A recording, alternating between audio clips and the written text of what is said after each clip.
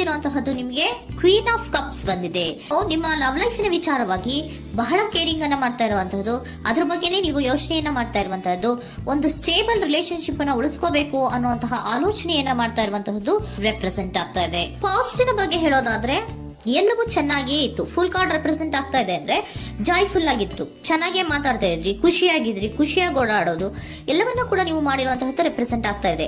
ಆದ್ರೆ ನೀವು ಯಾವಾಗ ಸೀರಿಯಸ್ ಆಗಿ ಕಮಿಟ್ಮೆಂಟ್ ಅನ್ನ ಕೇಳೋದಕ್ಕೆ ಶುರು ಮಾಡ್ತಿರೋ, ಅಥವಾ ನೀವ್ ಯಾವಾಗ ಸ್ವಲ್ಪ ಚೇಂಜಸ್ ಗಳನ್ನ ಮಾಡ್ಕೋ ಅಂತ ಹೇಳೋದಕ್ಕೆ ಶುರು ಮಾಡ್ತಿರೋ, ಅಥವಾ ನೀವು ಸ್ಪಷ್ಟವಾಗಿ ನಿಮ್ಮ ಲವ್ ಲೈಫಿನ ವಿಚಾರವಾಗಿ ಹೀಗೆ ಇರಬೇಕು ಅಂತ ಯಾವಾಗ ಒಂದು ಗಡಿಗಳನ್ನ ಹಾಕೋಕೆ ಶುರು ಮಾಡ್ತಿರೋ, ಆಗ ನಿಮ್ಮ ಲವ್ ಲೈಫಿನ ವಿಚಾರದಲ್ಲಿ ಫೀಲಿಂಗ್ಗಳು ಲೆಫ್ಟ್ ಔಟ್ ಆಗುವಂತ ಸಾಧ್ಯತೆಗಳು ಇದ್ದಿರುವಂತಹದ್ದು ನಿಮ್ಮ ಪಾಸ್ಟಿನಲ್ಲಿ ರೆಪ್ರೆಸೆಂಟ್ ಆಗ್ತದೆ.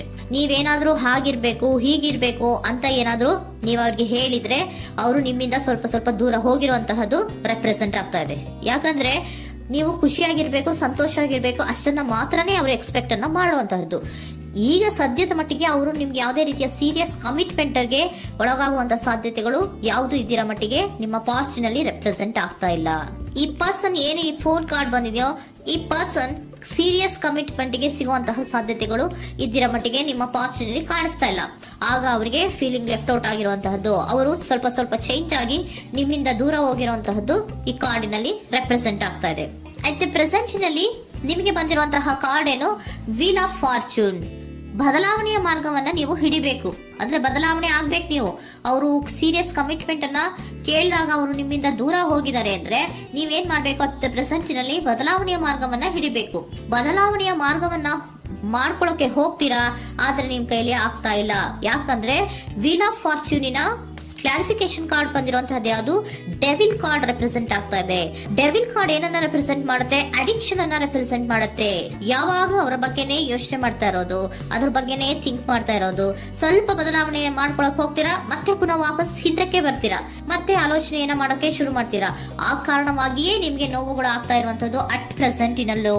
ನೀವು ಬದಲಾವಣೆ ಆಗೋಕೆ ಹೋಗ್ತೀರಾ, ಎಲ್ಲಿ ಬದಲಾವಣೆ ಆಗ್ತಾ ಇದ್ದೀರಾ, ಎಲ್ಲಿ ಚೇಂಜಸ್ ಆಗ್ತಾ ಇದ್ದೀರಾ, ನೀವು ಆಗ್ತಾ ಇಲ್ಲ. ಯಾಕೆ ಹೇಳಿ, ನಿಮ್ಮಲ್ಲಿ ಅಡಿಕ್ಷನ್ ಗಳು ರೆಪ್ರೆಸೆಂಟ್ ಆಗ್ತಾ ಇದೆ. ತುಂಬಾ ಅಡಿಕ್ಷನ್ ಇರೋದ್ರಿಂದ, ನಿಮ್ಮ ಲವ್ ಲೈಫ್ ನ ವಿಚಾರವಾಗಿ ನೀವು ತುಂಬಾ ಅಡಿಕ್ಟ್ ಆಗಿರೋದ್ರಿಂದ ನೀವು ಯಾವುದೇ ರೀತಿಯ ಬದಲಾವಣೆಯನ್ನ ನೀವು ಮಾಡ್ಕೋತಿಲ್ಲ. ನಿಮ್ಮ ಲವ್ ಲೈಫ್ ನ ವಿಚಾರವಾಗಿ ನೀವು ಬದಲಾವಣೆಯನ್ನೇ ಮಾಡ್ಕೋತಾ ಇಲ್ಲ. ಅವ್ರು ಕಮಿಟ್ಮೆಂಟ್ ಕೊಟ್ಟಿಲ್ಲ, ಅವ್ರು ಹೋದ್ರು ಅಂದ್ಮೇಲೆ ನೀವು ಮುಂದೆ ಬರಬೇಕು, ನಿಮ್ಮ ಜೀವನದಲ್ಲಿ ನೀವು ಮುಂದೆ ಮುಂದೆ ಬರಬೇಕು. ಸೊ ನೀವು ಮುಂದೆ ಬರಕ್ ಹೋಗ್ತೀರಾ, ಆದ್ರೆ ಅಲ್ಲೇ ಸ್ಟ್ರಕ್ ಆಗ್ತಾ ಇರುವಂತಹದ್ದು ರೆಪ್ರೆಸೆಂಟ್ ಆಗ್ತಾ ಇದೆ. ನೀವ್ ಯಾವಾಗ ಅಡಿಕ್ಷನ್ ಗಳನ್ನ ಜಾಸ್ತಿ ಮಾಡ್ಕೋತಿರೋ ಅಬ್ಸೆಷನ್ ಆಗತ್ತೆ. ಯಾವಾಗ ನಿಮ್ಮಲ್ಲಿ ಅಬ್ಸೆಷನ್ ಗಳಾಗಕ್ಕೆ ಶುರು ಆಗುತ್ತೋ ಆಗ ನಿಮ್ಮ ನೋವುಗಳು ಜಾಸ್ತಿ ಆಗುತ್ತೆ. ಕಣ್ಣೀರಿಡೋದು, ನೋವನ್ನ ಪಡೋದು, ಸಂಕಟ ಪಡೋದು, ಪದೇ ಪದೇ ನೆನಪಿಸ್ಕೊಳ್ಳೋದು, ಅಳೋದು, ಆಗದೇ ಇಲ್ವೇನೋ ನನಗೆ ಅನ್ನುವಂತಹ ರೀತಿಯಲ್ಲಿ ಅಟ್ ಪ್ರೆಸೆಂಟ್ ನಲ್ಲಿ ಕೆಲವೊಬ್ರು ಇರುವಂತಹದ್ದು ರೆಪ್ರೆಸೆಂಟ್ ಆಗ್ತಾ ಇದೆ. ನೆಕ್ಸ್ಟ್ ಕಾರ್ಡ್ ಬಂದಿರುವಂತಹದ್ದು ಯಾವುದು, ಕ್ವೀನ್ ಆಫ್ ಪೆಂಟಿಕಲ್ಸ್ ಬಂದಿದೆ. ಸೊ ಕ್ವೀನ್ ಆಫ್ ಪೆಂಟಿಕಲ್ ಏನನ್ನ ರೆಪ್ರೆಸೆಂಟ್ ಮಾಡುತ್ತೆ, ನಿಮ್ಮನ್ನ ನೀವು ಗಮನವನ್ನ ಕೊಡಬೇಕು, ನಿಮ್ಮ ಕಡೆಗೆ ನೀವು ಹೆಚ್ಚು ಗಮನವನ್ನ ಕೊಡಬೇಕು. ಅವ್ರು ನಿಮ್ಗೆ ಸೀರಿಯಸ್ ಕಮಿಟ್ಮೆಂಟ್ ಕೊಡ್ಲಿಲ್ಲ, ಫೀಲಿಂಗ್ ಲೆಫ್ಟ್ ಔಟ್ ಆಯ್ತು, ಅವರು ದೂರ ಆಯ್ತು, ಹೋದ್ರು ಅಲ್ವಾ. ಸೊ ನೀವೇನ್ ಮಾಡ್ಬೇಕು, ನೀವು ನಿಮ್ ಕಡೆಗೆ ಗಮನವನ್ನ ಕೊಡಬೇಕು. ವೀಲ್ ಆಫ್ ಫಾರ್ಚೂನ್ ಅಂದ್ರೆ ಏನೋ, ನೀವು ಬದಲಾವಣೆಯ ಮಾರ್ಗವನ್ನ ಹಿಡಿಬೇಕು. ಬದಲಾವಣೆಯ ಮಾರ್ಗವನ್ನ ಮಾಡ್ಕೊಳ್ಳೋದಕ್ಕೆ ಹೋದ್ರೂ ಕೂಡ ಮತ್ತೆ ವಾಪಸ್ ಹಿಂದೆ ಬರೋದು, ಮತ್ತೆ ಅಡಿಕ್ಷನ್ ಆಗೋದು, ಮತ್ತೆ ನೆನಪಿಸ್ಕೊಳ್ಳುವಂತಹದ್ದು, ಮತ್ತೆ ನೋವನ್ನ ಪಡುವಂತಹದ್ದು ನಿಮ್ಮಲ್ಲಿ ರೆಪ್ರೆಸೆಂಟ್ ಆಗ್ತಾ ಇದೆ. ನೀವು ಈ ಅಡಿಕ್ಷನ್ ಗಳಿಂದ ನೀವು ಆಚೆ ಬರಬೇಕು ಅಂದ್ರೆ ನಿಮ್ಮನ್ನ ನೀವು ಬ್ಯುಸಿಯಾಗಿ ಇಟ್ಕೋಬೇಕು. ಟೈಮ್ ಇದ್ರೂ ಕೂಡ ಮತ್ತೆ ಪುನಃ ಹಿಂದೆ ಬಂದು ನೀವು ಆಲೋಚನೆ ಮಾಡುವಂತಹ ಸಾಧ್ಯತೆಗಳು ಇದೆ. ಅದಕ್ಕೆ ನೀವು ಅಟ್ ಪ್ರೆಸೆಂಟ್ ನಲ್ಲಿ ನೀವು ಆ ಫೀಲಿಂಗ್ ಇಂದ, ಈ ನೋವಿನಿಂದ ನೀವು ಆಚೆ ಬರ್ಬೇಕಂದ್ರೆ ನೀವೇನ್ ಮಾಡ್ಬೇಕು, ಸ್ವಲ್ಪ ಏನಾದ್ರೂ ಬ್ಯುಸಿ ಆಗ್ಬೇಕು, ಕೆಲಸಗಳನ್ನ ಮಾಡೋದಕ್ಕೆ ಶುರು ಮಾಡ್ಬೇಕು. ನಿಮಗೆ ಗೊತ್ತಿರುವಂತಹ ಯಾವ ಕೆಲಸವಾದ್ರೂ ಸರಿ, ನೀವು ಸ್ವಲ್ಪ ಬ್ಯುಸಿ ಆಗಿರೋದಕ್ಕೆ ಪ್ರಯತ್ನವನ್ನ ಮಾಡ್ತಾ ಇರುವಂತಹದ್ದು, ಮಾಡುವಂತಹದ್ದು ರೆಪ್ರೆಸೆಂಟ್ ಆಗ್ತಾ ಇದೆ. ಕೆಲವೊಬ್ರು ಮಾಡ್ತಾ ಇದ್ದೀರಾ, ಕೆಲವೊಬ್ರು ಮಾಡುವ ಕಡೆಗೆ ಆಲೋಚನೆಯನ್ನ ಮಾಡ್ತಾ ಇರುವಂತಹದ್ದು ಅಟ್ ಪ್ರೆಸೆಂಟ್ ನಲ್ಲಿ ರೆಪ್ರೆಸೆಂಟ್ ಆಗ್ತಾ ಇದೆ. ಇಮಿಡಿಯೇಟ್ ಫ್ಯೂಚರ್ ನಲ್ಲಿ ಏನ್ ರೆಪ್ರೆಸೆಂಟ್ ಆಗ್ತಾ ಇದೆ, ನೈಟ್ ಆಫ್ ಸೋರ್ಟ್ಸ್ ರೆಪ್ರೆಸೆಂಟ್ ಆಗ್ತಾ ಇದೆ.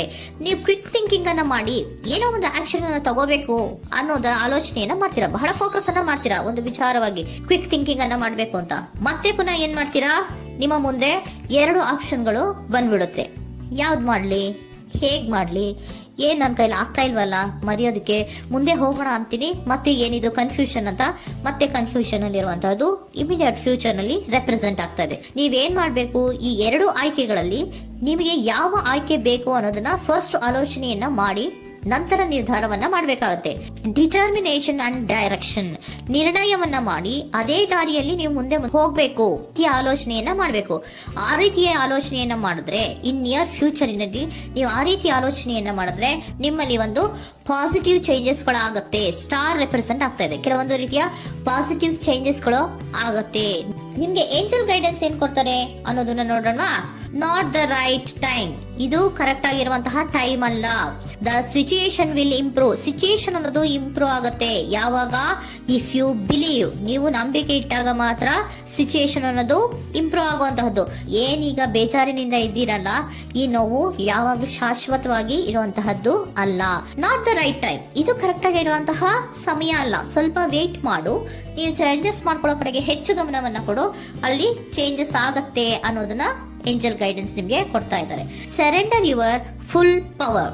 Your life is a calling for you to step in to your full power rather than playing it small. ನೀವು ಧೈರ್ಯವಾಗಿ ಒಂದು ಹೆಜ್ಜೆಯನ್ನ ಮುಂದಕ್ಕೆ ಇಡಬೇಕು. ಸೊ ಮುಂದೆ ಹೋಗುವಂತಹ ಆಲೋಚನೆಯನ್ನ ಮಾಡಬೇಕು. ಪವರ್ ಇಂದ, ನಿಮ್ಮಲ್ಲಿರುವಂತಹ ಪವರ್ ಅನ್ನ ಯೂಸ್ ಮಾಡ್ಕೊಳ್ಳಿ. ಯಾಕೆ ನನ್ನಲ್ಲಿ ಏನು ಇಲ್ಲ, ನನ್ನ ಕೈಲಿ ಏನೂ ಆಗಲ್ಲ ಅಂತ ಯಾಕೆ ಕೂತಿದ್ದೀರಾ? ನೀವು ಏನ್ ಮಾಡ್ಬೇಕು, ಬಹಳ ಧೈರ್ಯದಿಂದ ಮುಂದಕ್ಕೆ ಹೋಗಿ ಅನ್ನೋದನ್ನ ನಿಮ್ಗೆ ಸರೆಂಡರ್ ಕಾರ್ಡ್ಗಳು ಕೂಡ ಹೇಳ್ತಾ ಇದ್ದಾರೆ.